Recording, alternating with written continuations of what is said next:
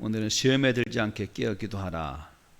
우리가 많이 보았던 내용들입니다. 기도에 관한 내용을 말씀할 때마다, 묵상할 때마다 이 말씀 많이 깨어 구하는데, 지난 시간에 예수님께서 제자들에게 너희가 다 나를 팔 것이다 라고 말씀하시는 경고의 말씀과 아울러서 다시 갈릴리로 가서 부활하신 후에 만나서 너희들을 또 회복시켜 주신다는 말씀으로 위로의 말씀을 주셨습니다.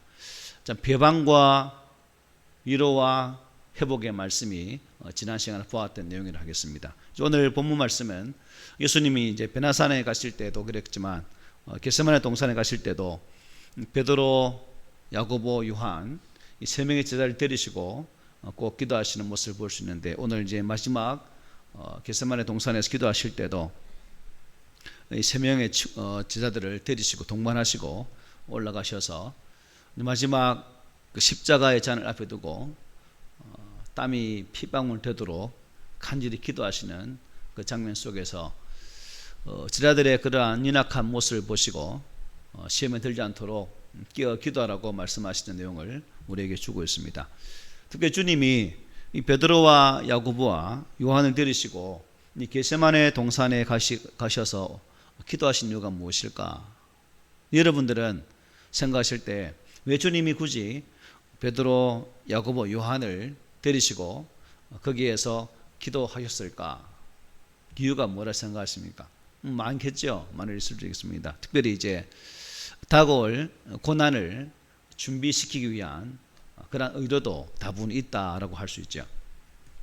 십자가 사건은 예수님에게도 큰 시련이지만 제자들에게도 동일하게 어려운 시간입니다. 스승과 함께 떨어져야 되고, 또한 십자가라는 고난 앞에, 죽음이라는 큰 문제 앞에 참 사람이 나약해질 수밖에 없는 그 상황 속에서 단단히 준비하지 아니하면 안 되기 때문에 이렇게 특별히 친히 아끼신 자들을 데리시고 올라갔다는 겁니다. 또 친히 동반하신 이유가 그들에게 기도를 가르쳐 주시기 위함이라 볼 수 있죠.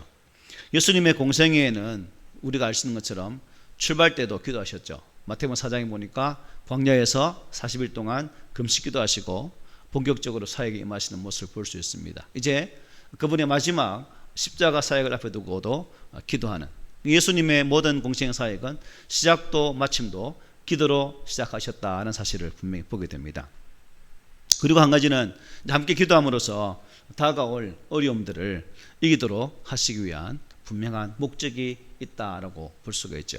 그래서 이러한 의도로 베드로, 야고보, 요한을 데리시고 겟세마네 동산에 오르셨는데, 그 겟세마네 동산에서 예수님과 제자들이 보여주는 그 모습을 보면 완전히 딴판의 모습인 것을 보게 되죠.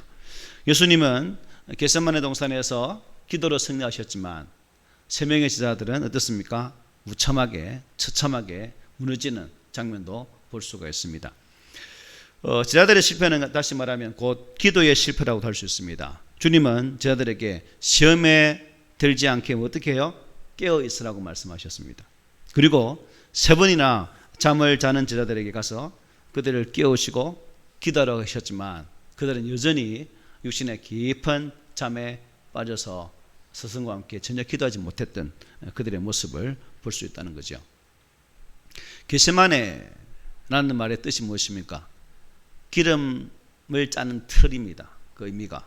예수님은 마지막 십자가 앞에 두고 정말 온몸을 쥐어 짜듯이 간절하게 기도하시는데 제자들은 그냥 힘없이 잠만 자고 말았다는 것입니다. 사실 이 기도의 자리가 중요하죠, 여러분. 마귀가 노리는 것도 결국 뭐예요? 하나님의 백성들이 기도의 자리에 가지 못하고, 또한 기도의 자리에 갔을지라도 생각에 분주하게 하심을 통해서 기도에 집중하지 못하도록 하는 것이 사단의 또한 우리를 향한 집요한 공격입니다. 그래서 우리도 조용한 시간에 혼자 은밀히 기도할 때 어떻습니까? 기도할 때만 되면 온갖 잡생각이 왜 그렇게 많이 떠오르는지 유별리 그렇게 되는 걸 많이 볼 수 있죠. 결국 기도하지 못하도록 우리를 혼란스럽게 한다는 겁니다. 그래서 우리 그리스도인들이 참 삶의 자리에 실패하는 이유가 결국 기도에 실패하면 모든 것이 실패하게 된다는 것을 깨닫게 되는 거죠. 그래서 기도가 약해지면 여러분 시험이 찾아옵니다. 기도와 시험, 이것은 항상 같이 다니죠. 그래서 우리가 편안할 때, 온전할 때 공감을 앞에 두고 기도하는 것이 참된 지혜자요 온전한 성도의 영적인 자세인 것을 이런 말씀을 통해서 깨닫게 되죠. 자, 그렇다면 여러분, 이 제자들을 왜 깨어 기도하지 못했을까요? 왜 그랬을까? 오늘 본문 38절에 보면 이렇게 말씀하죠.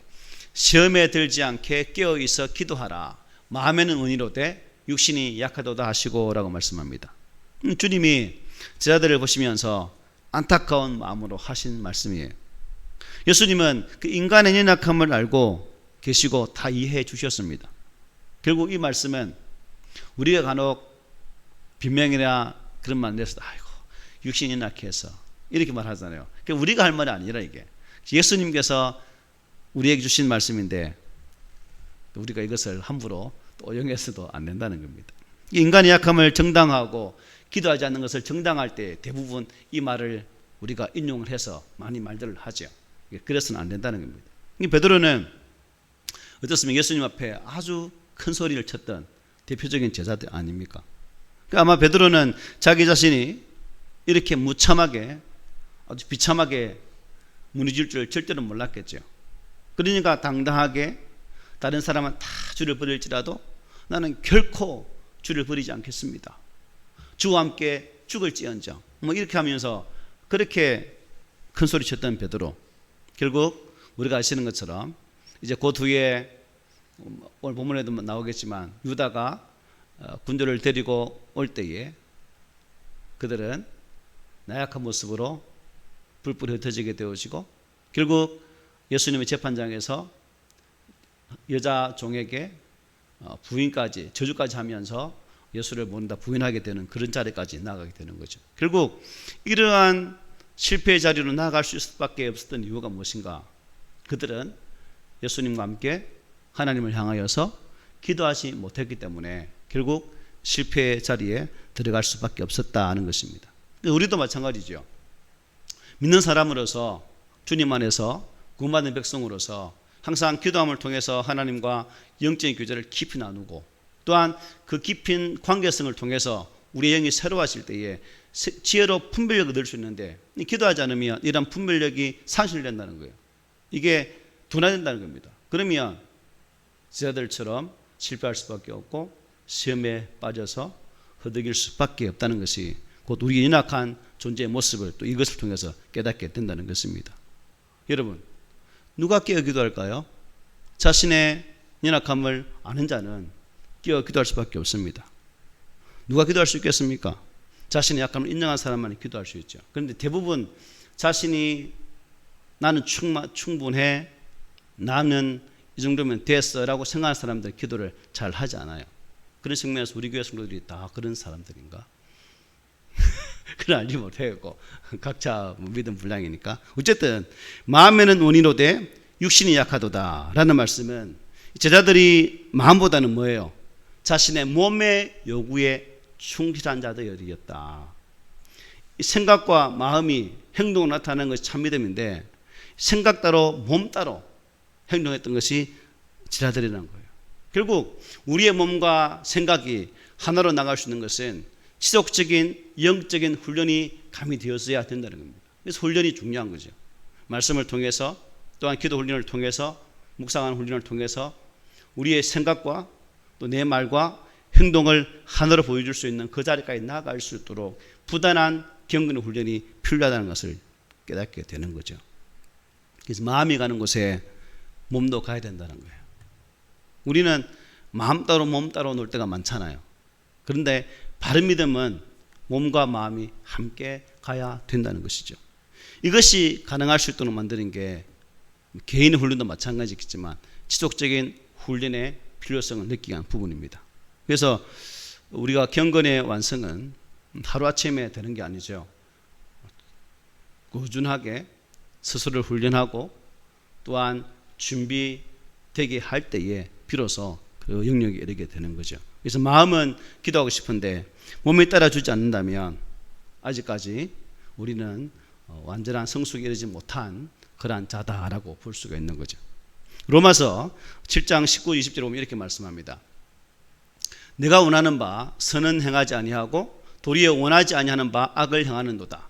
만일 내가 원하지 아니하는 그것을 하면 이를 행하는 자는 내가 아니요 내 속에 거하는 죄니라 하고 말씀했습니다. 바울은 선을 행하고 싶은데 악을 행하고 있는 자신의 모습을 보게 된다는 거예요.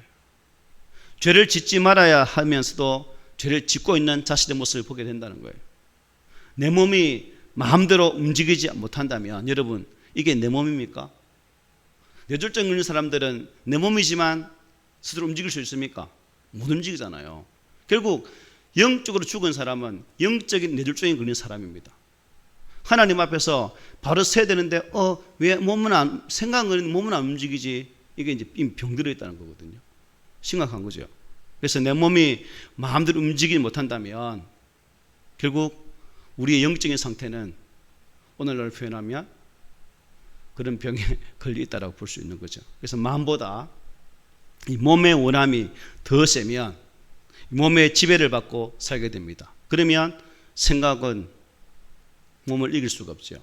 즉 육체의 소욕을 이길 수 없다는 겁니다.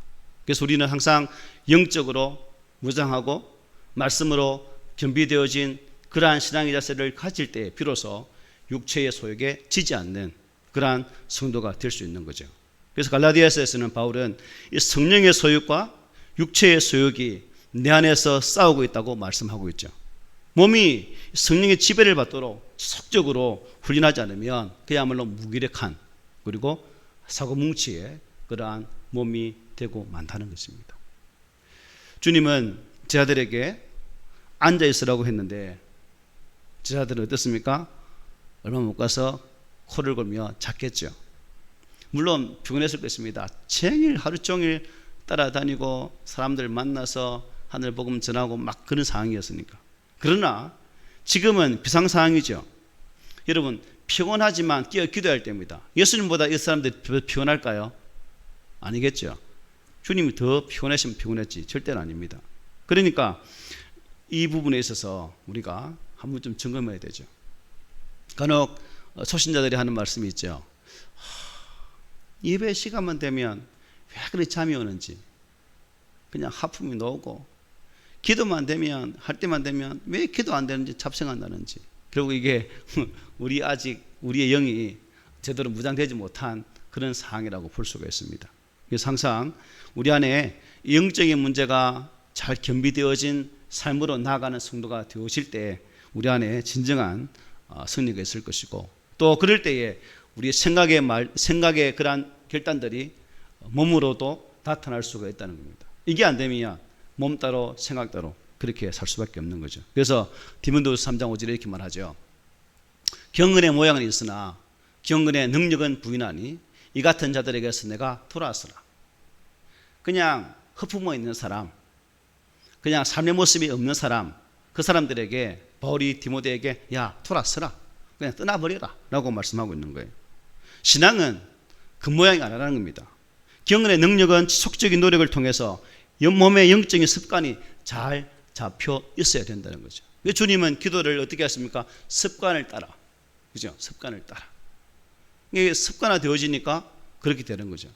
저 역시도 목회를 하니까 그 시간 되면 그냥 시계가 울리다 안 울리는데 깨거든요. 이제 몸에 비인 거죠, 이게. 그런 습관이 필요하다는 겁니다. 영적인 습관. 요즘은 우리 삶의 자리에 보면 중독 환자가 참 많습니다. 중독도 가지가지지 않습니까? 게임 중독, 마약 중독, 담배 중독, 술 중독, 온갖 갖가지 중독이 있습니다. 자, 중독에 걸리면 어때요? 안 걸려봐서 참 죄송합니다. 여러분 중독에 안 걸려봤지? 온전한 사람하고 물어보니까 중독에 걸리면 똑같다는 거죠. 이게 따로따로 제대로 생각에 이것들이 행동으로 나타나지 않는다는 거죠. 해마다 이제 술, 담배 하는 사람은 어떻습니까? 해마다 연초 되면 올해 내년에는 새해는 술을 끊어야지, 담배를 끊어야지 하지만 아미타불 되잖아요. 똑같은 거죠. 그래서 우리가 이러한 자세 속에서 참 마음은 원하는데 몸이 말을 듣지 않는 그런 상황, 이게 중독이죠. 그래서 결국 마음도 몸도 그렇게 되면 어떻게 해요? 같이 망하게 되는 거죠. 그래서 우리 인생들은 항상 이러한 상황, 마음과 몸, 즉 생각과 몸이 따로따로 노는 사람인가, 아니면 생각과 몸이 한 가지로 나가고 있는 사람인가, 이게 중요한 거죠. 주님은 마음은 온유로되 육신은 약하도다 하는 말씀을 통해서 영적으로 우리가 참 약한 자들이 많다는 것을 이것을 통해서 알 수가 있는 거죠. 영이 육을 이기지 못하고 살아가는 그 제자들의 모습을 보시면서 이 말씀을 주셨고, 결국 이 말씀은 오늘의 우리들에게 주시는 말씀이죠. 영이 약하니까 육에게 지배당하고 계속 육적인 생활로 살고자 하는 그 모습이 우리에게도 동일하게 나타나고 있다는 것입니다. 그래서 삶의 변화, 여러분, 우리 생각의 변화는 있지만 그 생각의 변화가 삶의 변화까지 오기가 쉽던가요? 안 되죠. 진짜 힘들어요. 왜 안 되는지 모르겠어요. 저도 마찬가지죠. 일상에서 꾸준히 영성을 닦아가야 되는데 그럼에도 불구하고 그렇게 되지 않는다는 거죠. 우리가 간혹 교회 성도를 보면서 아이고 집사님 누구님 신앙생활 참 잘하시네요. 이 말은 그 사람이 교회에서 보인 모습 때문에 하는 말이에요. 그죠? 겉모습. 그런데 우리가 신앙생활 참 잘하시네요 라는 그 겉모습을 보고 판단하는 그 속에서 그 사람의 참된 신앙의 내면까지는 볼 수가 없죠.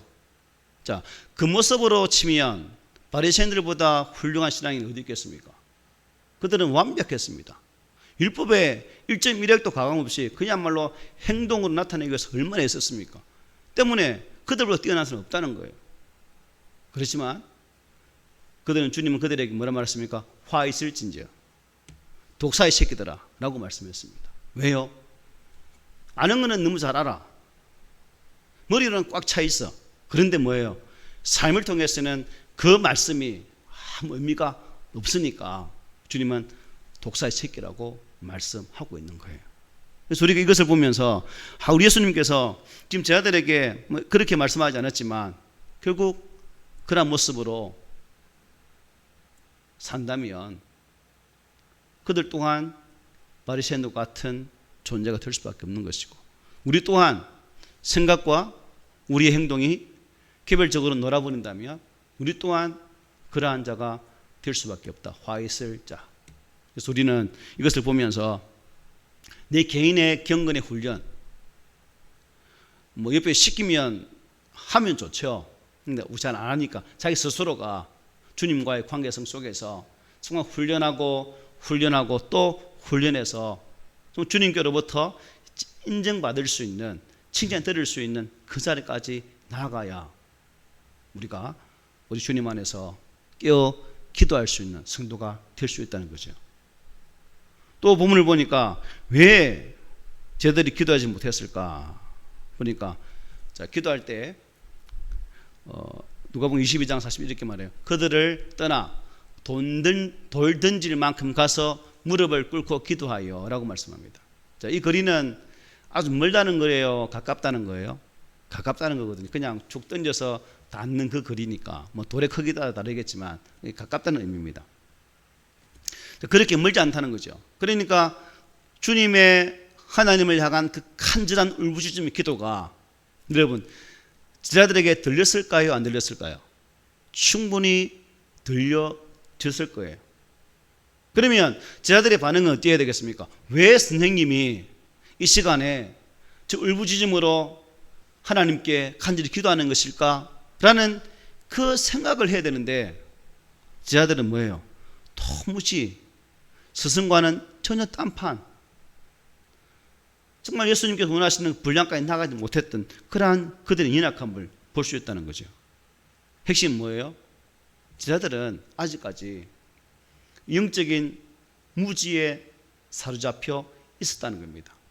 다시 말하면 예수님은 이 땅에 구원의 메시아로 오셨지만 제자들은 예수님을 여전히 빵의 메시아, 이 땅의 삶 문제를 해결할 그러한 메시아를 보았다는 거예요. 그러니까 이 간절한 십자가 앞에서, 마지막 십자가의 고난 앞에서 아버지께 간구하는 이 시간에 그들은 콜콜 잠을 잘 수밖에 없었다는 거죠. 그들이 함께 십자가를 보았다면, 그들이 함께 십자가의 능력들을 보았다면 이렇게 잠을 잤을까요? 아니죠. 우리도 같이 하겠다고 했던 것처럼 함께 기도 속에 들어가서 스승님이 가는 그 십자가의 길을 저희도 걷겠습니다라고 기도하는 것이 그들의 당연한 모습이 된다는 거예요. 그런데 전혀 그들은 그렇지 않다는 겁니다. 결국 그들이 잠을 잤다는 것은 스승이 가는 그 십자가의 길을 부정했다는 거예요. 그걸 거부했다는 겁니다. 그들 속에 십자가의 길을 간절히 사모하는 모습이 있다면 이 모습을 보일 수가 없죠. 결국 이러한 모습은 오늘 이 시대에 우리를 향한 또 주님의 가르침이죠. 생활 속에서 믿는 자가 십자가를 놓쳐버리면 결국 방향을 잃어버린, 그냥 운전대를 잡으면 운전대가 움직이지 않는, 그냥 마음대로 가버리는 그런 삶을 살 수밖에 없다는 거예요. 예수 믿는 사람이 십자가를 바라보고 그 십자가의 방향 속에서 신앙의 길을 똑바로 가야 되는데 그렇지 않으면 방향을 잃어버린 그러한 자동차처럼 사고 나는 삶을 살 수밖에 없다는 겁니다.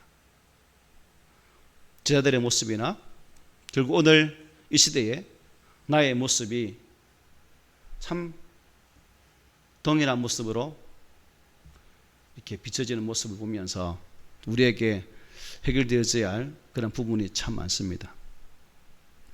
예수님의 중년이야 사년자의 문제는 제자들과는 전혀 별개의 문제였습니다. 잠을 잤다는 것은 결국 주님에 대한 십자가의 은혜에 대한 무지, 영적인 무지 속에 잠겼었던 그들의 모습을 볼 수 있다는 거죠. 우리도 형통하면 좋겠죠. 형통의 복을, 만사 형통해서 가정이 잘 되고 자녀가 잘 되고 하는 일들이 잘 되고 이게 우선되어 버리면 그럼 주님의 십자가 그 사명의 길은 누가 걸어갑니까? 예, 먼저 감당해야 될 길과 그 길을 걸어갈 때 주어지는 복이 바뀌면 안 된다는 거죠. 이 사명의 길을 신실히 걸어갈 때 내 삶 가운데에 그런 하나님의 예비하심 은혜가 함께할 수 있는 것이고 주의 도우심의 손길이 함께할 수 있다는 사실을 분명히 볼 수 있다는 거죠. 여러분, 예수님이 40일 동안 금식기도 했을 때도 사탄은 예수님께 와서 어떻게 합니까? 꼬시잖아요. 돌을 빵이 되게 하라. 나를 경배하면 네가 이 땅에서 최고의 권리자로 세워주겠다라고. 하지만 주님은 그 모든 시험들을 무엇으로 물리치십니까? 말씀으로 물리치시고 당신이 걸어가야 할 그 길을 묵묵히 걸어가시는 모습을 우리는 복음서를 통해서 분명히 볼 수 있다는 사실입니다. 그런 측면에서 참 제자들도 십자가를 지는 것이 부담스러웠을 것이에요. 그죠? 우리도 마찬가지입니다. 우리가 육신은 편하기를 원하잖아요. 그런데 우리 또한 십자가를 지는 것이 심각하게 부담이 될 수도 있다는 거예요. 하지만 그 십자가가 내가 지어야 할 십자가라면 이 거룩한 부담감은 마땅히 어떻게 해요? 감당해야 되죠. 이 거룩한 부담감까지 벗어버린다면 우리가 어떻게 예수 믿는 자라고 말할 수 있겠습니까? 하나님이 부르신 그 사명, 하나님이 나를 구원하신 그 분명한 이유가 내게 주신 십자가를 지고 이 땅 위에 사는 그 삶인데 우리가 그걸 거부해버린다면 결국 주님과 나와 상관이 없는 그런 사람들이죠. 베드로가 주님의 발 씻음을 통해서 아이고 선생님이 왜 이랬습니까? 이러시면 안 되지 않습니까? 아니 됩니다 했을 때 이걸 거부하면 어떻게 해요? 네와 나는 어떻게 상관이 없다고 말씀하잖아요. 상관이 없는 자다.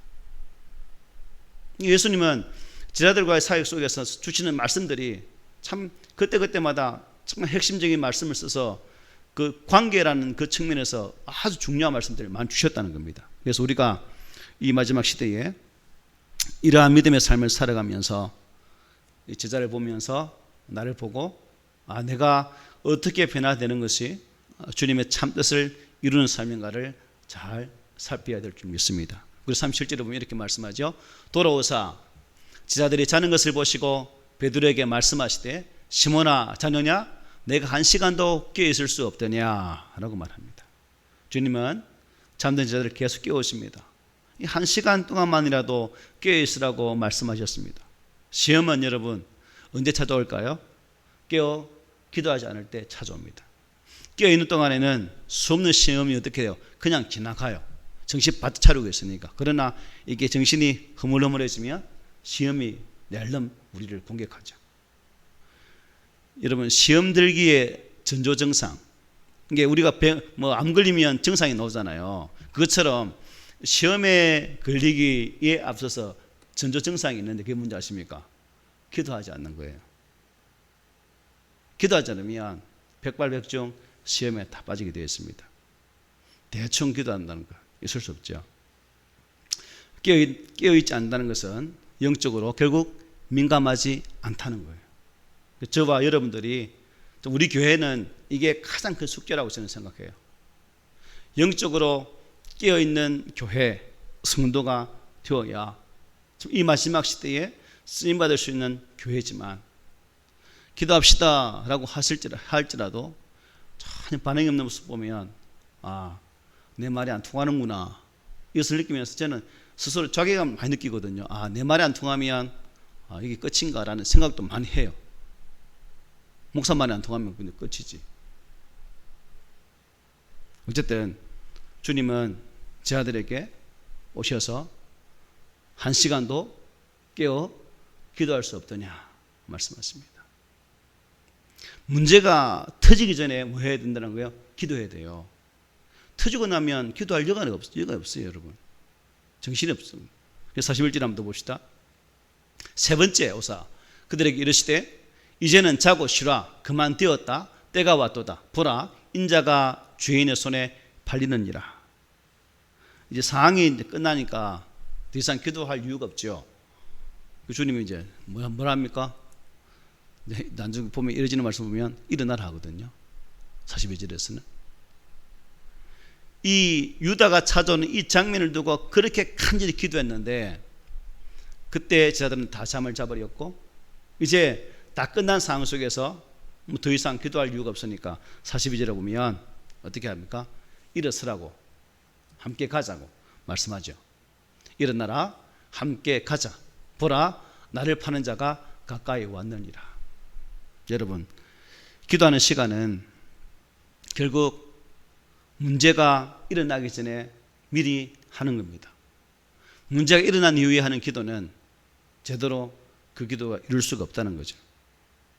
이미 28절에 주님은 이렇게 말씀하셨죠. 그러나 내가 살아난 후에 너희보다 먼저 갈릴리로 가리라고 말씀하셨어요. 뭐냐? 참 주님이 제자들이 주님을 버리고 도망갈게 하겠지만 부활하신 이후에 갈릴리에서 다시 만나 지난 주중에 말씀드린 것처럼 그들을 회복시키시고 또 관계성을 회복시켜 준다는 이 말씀으로 보았잖아요. 예수님은 어쨌든 제자들을 회복시키시고 그들 안에 정말 하나님을 향한 그 소망들이 끊이지 않도록 돕고자 하는 모습이 이런 말씀을 통해서 우리는 분명히 보게 된다는 것입니다. 결국 소망이 없던 제자들에게 여전히 주님께서 그들과 함께 하실 것 같다고 말씀하신 이 말씀을 통해서 우리에게는 이것이 뭐가 된다는 거예요? 소망이 되는 거죠. 나도 믿음이 없었지만 나도 참 하나님 앞에서 온전히 서 있지 못하지만 그래도 주님은 나를 떠나지 아니하시고 나와 함께 하시면서 우리를 이끄시는 분이 곧 하나님이시다, 주님이시다, 곧 성령님이시다는 사실을 깨닫게 된다는 것입니다. 우리 신앙생활을 할 때에 시험이 크면 절망하잖아요, 그죠? 그래서 절망하지 맙시다, 절망합시다 마시다라고 기도하지만 저는 오늘 말씀을 준비하면서 절망도 필요하겠다라는 생각도 가졌어요. 왜냐? 절망할 때에 나보다 큰 자를 볼 수 있는 기회거든요. 나는 아니구나, 내로서는 안 되구나, 나로서는 해결 방법이 없구나, 하나님 계시지. 이 절망할 때 비로소 절대적 하나님 찾게 되어지고 그때 주께로 향하여 손을 들 수 있는 그 은혜가 있기 때문에 절망도 믿음의 사람들에게는 필요하다. 단 이 절망은 내가 안 된다는가, 나로서는 안 된다는가, 즉 주님은 된다는 이 방향을 전환하기 위한 절망이라는 것입니다. 우리 주님은 오늘 시험에 들지 않게 깨어 기도하라고 말씀하셨습니다. 이 마지막 시대에 참 기도할 제목들이 많고 더 많은 기도가 요구된 시대에 우리가 지금 살고 있습니다. 영적으로 암의 길을 갖고 있는 이 시대에 하나님의 백성들을 더 뜨겁게 기도해야 되고, 느헤미야를 보면 그 나라가 망하여 세복되어지는 그 상황 속에서 초질간 기도하는 느헤미야와 그들의 무리를 보지 않습니까? 이것이 오늘 이 시대에 우리가 가져야 할 기도의 자세다라는 것을 깨닫게 됩니다. 깨어있는 신앙, 깨어있는 기도 생활은 결코 쉽지 않습니다. 나도 모르게 잠이 오죠. 그래서 날마다 나의 영적인 상태를 확인하고 점검을 해야 되는 겁니다. 특별히 우리의 마음의 소원에 따라 사는 것이 아니라 내 마음과 내 삶의 모습이 온전히 일치되어진 그 모습으로 우리의 신앙생활이 되어져야 된다. 믿을 신 행동, 신행일치의 삶, 이것이 결국 기도하는 자에게 은혜로 다가오는 삶 모습이 될 줄 믿습니다. 그래서 오늘도 이 말씀을 통해서 우리의 기준이 내 생각이 아니라 십자가가 예수님의 거룩한 말씀이 우리의 삶의 기준이 되어지고, 이 기준에 사로잡혀서 우리의 신앙생활을 잘 감당할 수 있는 신실한 성도가 되시기를 주 예수님 이름으로 축복합니다. 아멘.